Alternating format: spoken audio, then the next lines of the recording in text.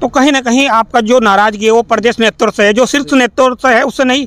देखिए, मैं आपको कहना चाहता हूँ, शीर्ष नेतृत्व अपना काम अपने तरीके से कर रहा है, परंतु जिम्मेदारी प्रदेश नेतृत्व की है कि प्रदेश में किस प्रकार से पार्टी मजबूत होगी। अभी आपने देखा कि चुनाव सर पर था, पर इनके पास प्रत्याशी भी नहीं था। कभी भावना पांडे जी को लेकर के आए, कभी मौलाना साहब को यहाँ पर लेकर के आए। मेरा ये कहना है कि जब आपको पता है कि चुनाव सर पर है तो आपको प्रत्याशी ढूंढना चाहिए था, आपको प्रत्याशी अच्छी तरीके से उसको घुमाना चाहिए था। मेरे पिताजी विधायक रहे हैं, उसके बाद मुझे भी यहाँ से चुनाव लड़ने का सौभाग्य प्राप्त हुआ था। और मैं आपको बता देना चाहता हूँ, वैसे तो भारतीय जनता पार्टी पहले से बहुत मजबूत स्थिति में थी और मैं भी अपने समर्थकों के साथ भारतीय जनता पार्टी में शामिल हुआ हूं। और भारतीय जनता पार्टी को मजबूत करने के लिए मेरे सभी समर्थकों ने, मेरे सभी शुभचिंतकों ने दिन रात एक करके पार्टी के लिए काम करने का निश्चय किया है। और आने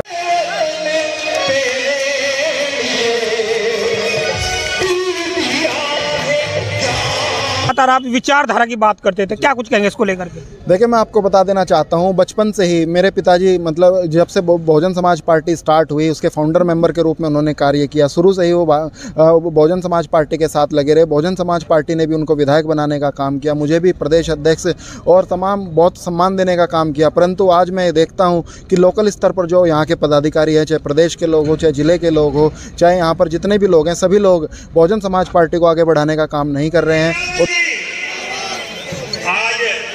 विधानसभा झगड़ेड़ा में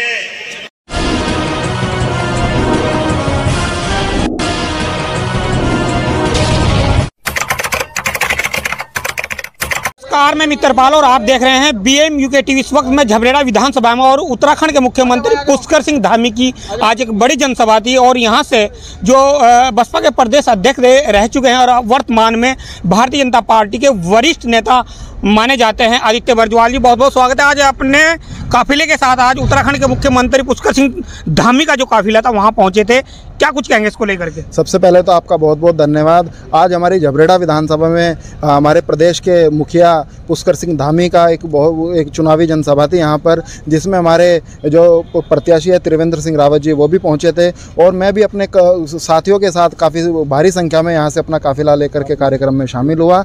और सभी लोगों ने माननीय मुख्यमंत्री जी को और हमारे प्रत्याशी जी को आश्वस्त किया कि भारी बहुमत से जिता करके यहाँ से भेजने का काम करेंगे। लगातार आप भी जमीन स्तर के नेता है, आपने 2022 के विधानसभा चुनाव में कैंपेन किया है घर घर। क्या मानते हो झबरेड़ा विधानसभा में भारतीय जनता पार्टी को वोट मिलेगा? वर्तमान यहाँ पर कांग्रेस के विधायक है। मैं आपको बता देना चाहता हूँ, झबरेड़ा विधानसभा से पहले मेरे पिताजी विधायक रहे हैं, उसके बाद मुझे भी यहाँ से चुनाव लड़ने का सौभाग्य प्राप्त हुआ था। और मैं आपको बता देना चाहता हूँ, वैसे तो भारतीय जनता पार्टी पहले से बहुत मजबूत स्थिति में थी और मैं भी अपने समर्थकों के साथ भारतीय जनता पार्टी में शामिल हुआ हूँ। और भारतीय जनता पार्टी को मजबूत करने के लिए मेरे सभी समर्थकों ने, मेरे सभी शुभचिंतकों ने दिन रात एक करके पार्टी के लिए काम करने का निश्चय किया है। और आने वाले चुनाव में आप देखेंगे कि बहुत अच्छे मतों से इस विधानसभा को हम जिताने का कार्य करेंगे। और निश्चित रूप से 14 की 14 विधानसभाओं में सबसे ज़्यादा वोट यदि भारतीय जनता पार्टी के प्रत्याशी को मिलेंगे तो झबरेड़ा विधानसभा से मिलेंगे। क्या मानते हो, कांग्रेस है, बसपा है, निर्दलीय विधायक है, अगर प्रत्याशी जो भारतीय जनता पार्टी ने बदला है उसको क्या मानते हो आप?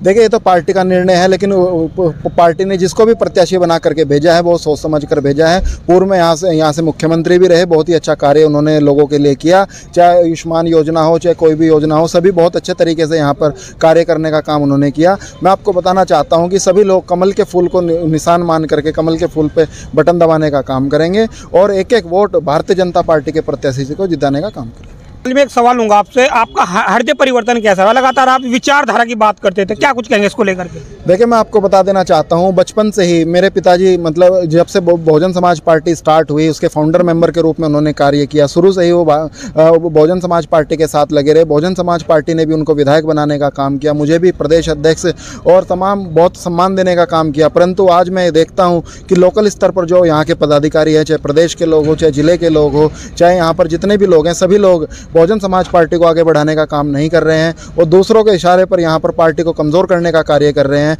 और मुझे भी 1 साल पहले बहुजन समाज पार्टी से बाहर निकालने का काम उन लोगों ने किया था और मैं 1 साल तक इंतज़ार देखता रहा, लोगों की प्रतीक्षा करता रहा कि पार्टी के लोगों का बुलाव मेरी तरफ को आएगा। परंतु पार्टी के लोग नहीं चाहते कि पार्टी मजबूत हो। तो मेरे सभी समर्थकों ने, शुभचिंतकों ने ये कहा कि यदि आपको अपने लोगों का कार्य करना है, अपने लोगों का मान सम्मान करना है, तो आपको भारतीय जनता पार्टी के साथ मिलकर के भारतीय जनता पार्टी के प्रत्याशी प्रत्याशी को यहाँ से जिता करके और वो सह सम्मान आपको भारतीय जनता पार्टी सम्मान देने का काम करेगी। इसलिए मैंने अपने सभी समर्थकों के साथ भारतीय जनता पार्टी ज्वाइन की है। तो कहीं ना कहीं आपका जो नाराजगी है वो प्रदेश नेतृत्व से है, जो शीर्ष नेतृत्व है उससे नहीं?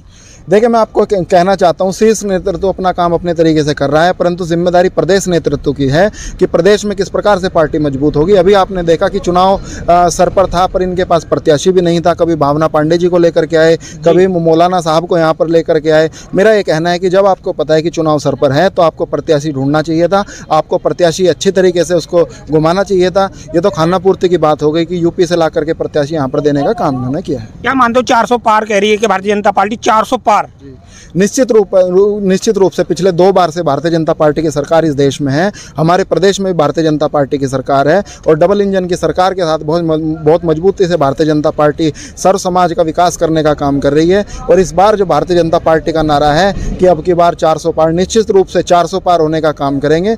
और इन 400 सीटों में सबसे ज़्यादा अगर मार्जिन से कोई सीट जीतेगी तो हरिद्वार लोकसभा की सीट हो। तो बातचीत करने के लिए हमारे साथ पूर्व बसपा के प्रदेश अध्यक्ष आदित्य बरजवाल, जिन्होंने साफ तौर पर आके बसपा का जो प्रदेश नेतृत्व है उससे नाराज होकर कहीं ना कहीं इन्होंने भारतीय जनता पार्टी को ज्वाइन किया है और लगातार अपने समर्थकों के साथ आज उत्तराखंड के मुख्यमंत्री पुष्कर सिंह धामी की जो जनता को संबोधित किया उसमें अपने काफिले के साथ पहुंचे थे। आप क्या सोचते हैं इस वीडियो के संबंध में? कमेंट बॉक्स में अपनी प्रतिक्रिया जरूर